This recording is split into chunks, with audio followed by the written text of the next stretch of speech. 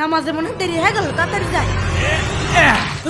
আরে আল্লাহ, আরে ভাই, আরে ভাই আপনি এ কি করলেন? ভাই আমি খেয়াল করিনি। আমার টাকা পয়সা, আমি নামাজ পড়তে যাবো, দেরি হয়ে যাচ্ছে। আই এম সরি ভাই। বাড়ি দিয়ে আবার জামা পাল্টাতে হবে। ভাই আই এম সরি। এত সময় মনে হয় ইমাম সাহেব দাঁড়িয়ে পড়েছে।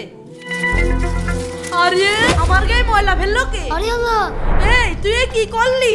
ভাই আমি তো খেয়ালই করিনি আপনি এখানে রয়েছেন। খেয়াল করিস নি, এই যে নাপাক ময়লা আমার গায়ে ঢেলে দিলি। আমি এখন নামাজ পড়তে যাবো কিভাবে? এখন আবার এই জামা চেঞ্জ করে আসতে হবে।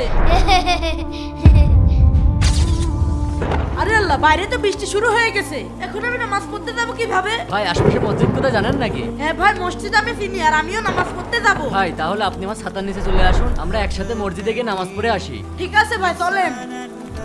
আলহামদুলিল্লাহ, বৃষ্টি তো থেমে গেল, চলো নামাজ পড়ে আসি। আমার নামাজ পড়া লাগে না? কেন নামাজ পড়বেন না? দাঁড়া দেখবি তাহলে, এই দেখ। আমি তোকে বারবার নামাজ পড়তে বাধা দিচ্ছিলাম, তারপরেও তুই বারবার মসজিদে আসছিলি। এই জন্য আল্লাহ তোর জীবনের সকল ছোট গুনাহ মাফ করে দিয়েছে। শেষমেশ তুই যদি বৃষ্টিতে ভিজে মসজিদে আসতি, তাহলে তোর পরিবারের সকলের গুনাহ আল্লাহ তাআলা মাফ করে দিত। তাই আমি নিজে এসে তোকে মসজিদে পৌঁছে দিয়ে গেলাম। কি বলছেন? আলহামদুলিল্লাহ। বন্ধুরা এই সুন্দর ভিডিওতে 20,000 লাইক চাই, তাড়াতাড়ি লাইক করো।